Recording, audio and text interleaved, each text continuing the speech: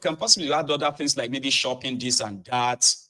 At the end of the day, from your 1,400 pounds, right, you are likely still going to have maybe 300 pounds savings conveniently, right? So with that 300 pounds savings, which you don't have in Nigeria, now if you have to go and buy a liter of petroleum for £1 pound 35, you don't even actually need a car, right? In Nigeria, you need to fuel your generator and all of that if you have any, okay?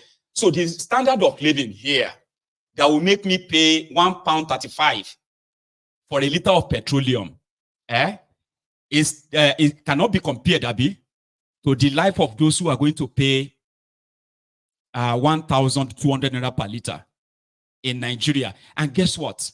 1,200 naira per liter of petroleum in Nigeria, if you actually put that or convert that to what I have here, it's going to be how much? I think it's going to be 50 pence, right? Like half of. So the bottom line then is this. Where I live, it commensurates with how much the standard of living I have here, okay? Which simply means that I am not going to actually be paying through my noses, right, to live here. And I do not have to actually walk like a deadbeat or a dead man walking, right, before I can live. In Nigeria, a minimum wage earner is a slaving person. You know that. Now, from that, you would have to go and spend something like, how much do you spend on your bag of rice if you have to buy one? An average minimum wage earner in Nigeria cannot, for any reason, right, possibly like buy himself a bag of rice. A minimum wage in Nigeria can buy you a bag of rice. So when you now see those who are actually at the top, who are supposed to be at the top, earning maybe that one I showed earlier, 8-point-something million naira, they are the same characters who they drive 50 million cars. They have mansions built. They send their children abroad to school here. So if you compare what they are earning to what their standard of living, the point I'm making out of that is actually the corruption that exists there. Not indeed comparing what it is for the lowest of the earners, even though I'm actually using the lowest earner here. Yeah. So if you now say a gallon of petrol is $4, does that commiserate? I mean, she commiserate in a year. Does that not commiserate with what that person that's going to buy a liter for $4 earn in America? How much is the minimum wage in America per hour? $15, Abi? Or even more. So, how much is the minimum wage in Nigeria for a month? $42. So, when you have people who are living in an economy that is so devalued, and yet their everyday living is also rated based on the rate of dollar and all that. So if I point out the devaluation that breeds corruption, and other probably degenerational poverty, how dare you come around and say I should stop comparing? When the whole comparison is actually to point out the genesis, the origin of what corrupt country Nigeria is. So you want me to what? To stop exposing that? Because I don't get it. If I'm paying £1 for a bread in the UK, right? And I'm earning £10 an hour. So from my £10 an hour, I can actually restock my fridge. You know that? Buy myself a pack of milk. A keg of milk. Maybe butter, margarine. What else again there? Eggs.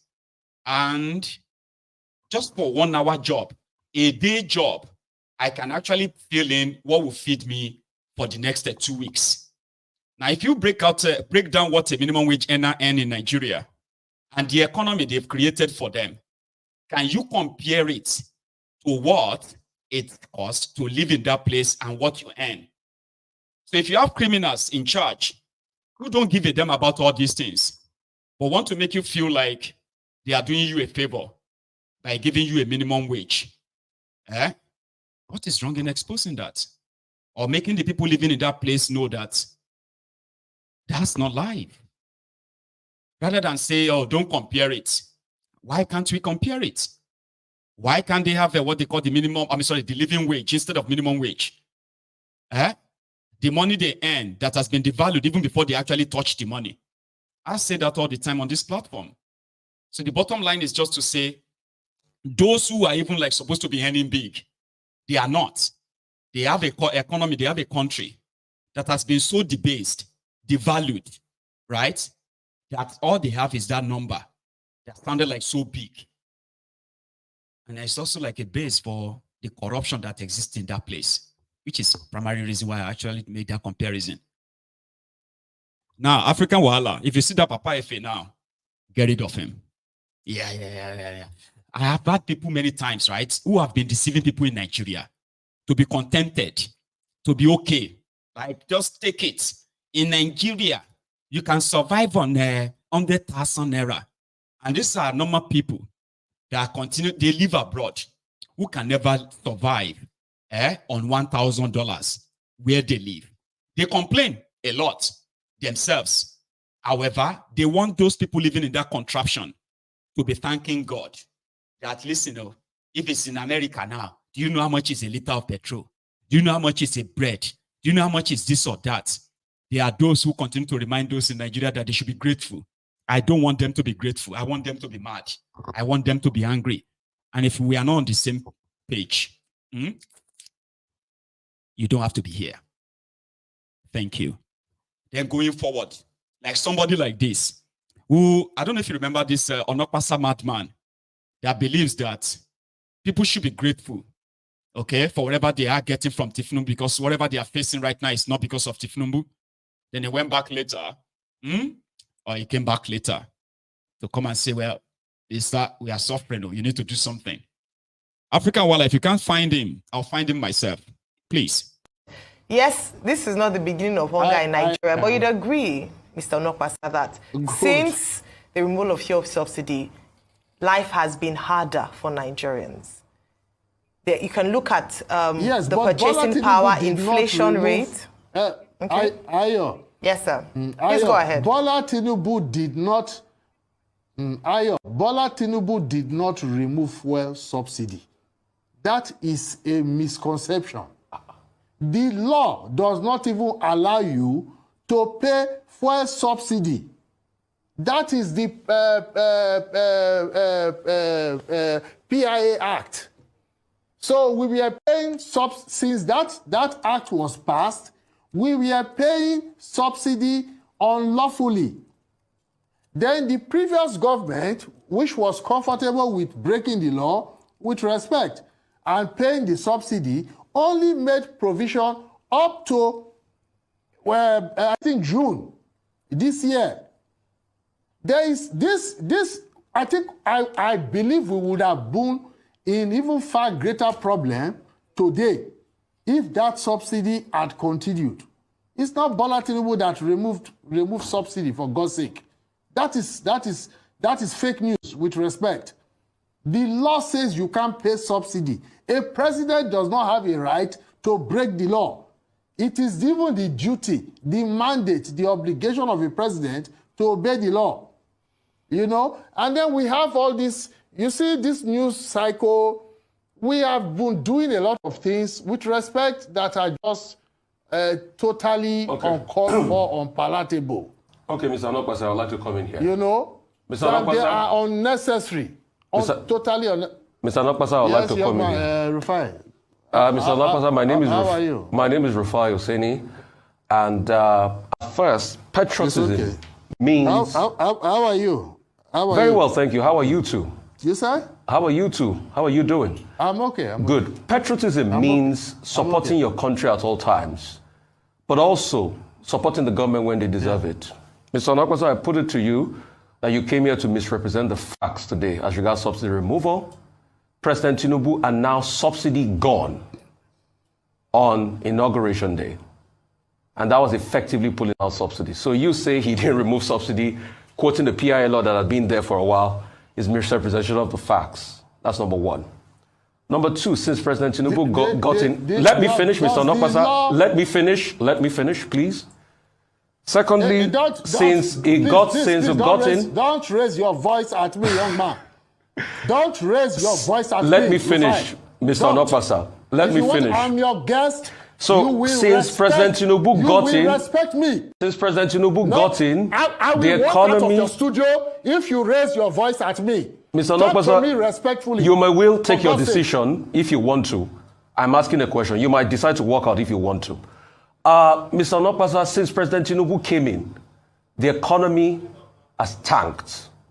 It's at an all-time low as we speak. It has not. It has not. Let me finish my question. Mr. Onokpasa, let me finish my question. You are a liar. Mr. Onokpasa, moderate yourself, all right? Moderate yourself. Do you know what you are doing? Good. Listen to me. Young man. Secondly, do you know what you are doing? Since President Tinubu came in, the economy has tanked. You are pretending to be a journalist. The indicators are there. What is the matter with you? Since he came in, the indicators are there. Number one, the cost of the dollar to the naira. What is the matter with you? The cost of the dollar to the naira has tanked tremendously as a result of the fluctation of the currency.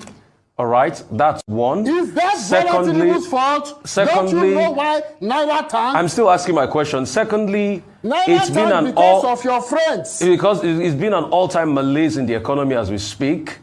Cost of living gone up tremendously. All right, and things are really, really south for the economy. So, in all of this, it's been a slopey downward spiral. What would you have to say about all of this, Mr. Onokpasa? Thank you very much for that question, Rufai Hosseini. Please, Dr. Ruben Abati and my adorable in-law, Mrs. Myro. Does anybody have a more reasonable question for me to answer? Because I am not dignifying that insulting question from Rufai with a response. I am not. Mr. Onokpasa, I will see that you're bailing on my question, and it's all right. It's all right for you to bail out if you don't want to answer it. But I'm not evading your question. Listen, please Rufai, answer it if you can. Rufai, listen to me. This is not animal psychology. It is law. Okay? If you want to be a journalist, you can be a journalist. And you should learn the ropes for those ahead of you.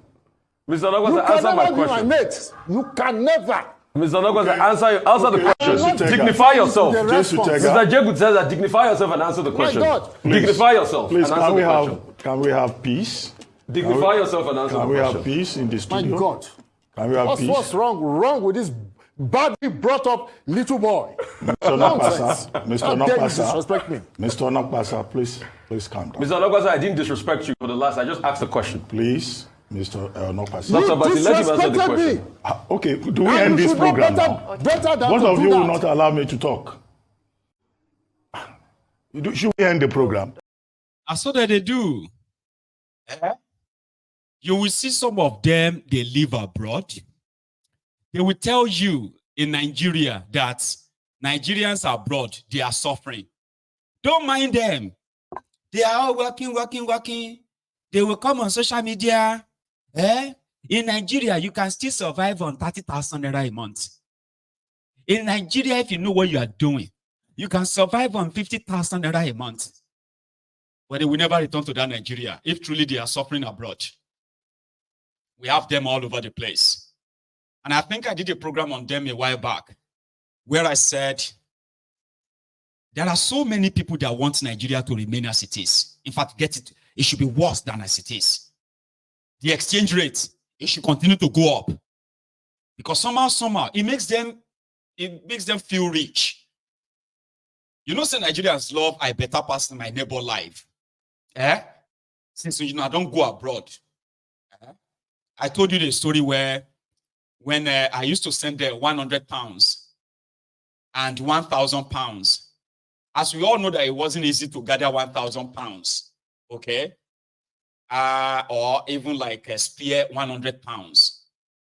But there is no amount of hardship you think Nigerians abroad are facing. They could still get money to give. You know, they notice? People who live abroad, no matter how hard they claim it is for them abroad, Number one, they do not have any plan to live in Nigeria. Then number two, no matter how hard it is abroad, they could still get more money to give. We could still always get more money to give. Because it makes us feel like we are better. Here you get, you know, you will say Nigerians are building houses. In Nigeria, this Nigeria, they say is hard, it's hard. People are building houses. Yeah. It's like, so what is big in building houses? You are building houses so that you won't be homeless and all that. I'm a landlord. You be landlord, or you are like a wretched person, right? I mean, gone are the days when it used to be like, oh, you've got a house and it's like, it's worth something. What do you think your houses in Nigeria are actually worth now? For real. So you see those ones where they are abroad. As the exchange rate continue to dwindle, as your country continue to tank, as bad, horrible leadership continue to emerge in that contraption, it is not like serving them, because some of them don't get sense that as worse as Nigeria is becoming, so is our own finances too. To spend £1,000 10 years ago, you only get 250,000 naira in Nigeria. Today, if I send you £1,000, it is 2.2 million naira. 2.2 million. It makes me a millionaire. So if I send money to Nigeria and I'm like, okay, let me send 1.5 million naira. So they will tell me, how much is 1.5 million naira? So 750,000, 750 pounds. Oh, 750. Okay, yeah, send it. But gone are the days when I used to send just about 200, 300 pounds, right? And it will pay all the bills. 300 pounds was like a 75,000 naira. 75,000 naira. It was huge. Today, 300 pounds is more than, it's like a 660,000 naira. Almost 700,000 naira. So somebody who is living abroad, is feeling cool, is feeling good that he's sending money since your naira is already like in trash. If you have a good working government, if you have responsible government that brings value to your naira, some of them, that sending $1,000 and you will get 1.6 million naira. Imagine now I have to send $1,000 and all you have to get is 60,000 naira. I mean, it's still going to have value, but it won't massage the ego of this person that lives abroad. So they want Nigeria to remain down,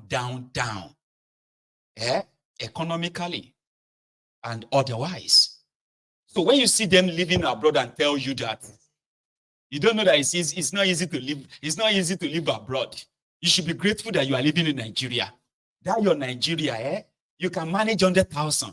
You can manage 1,000 because it makes them feel good. It makes them feel good.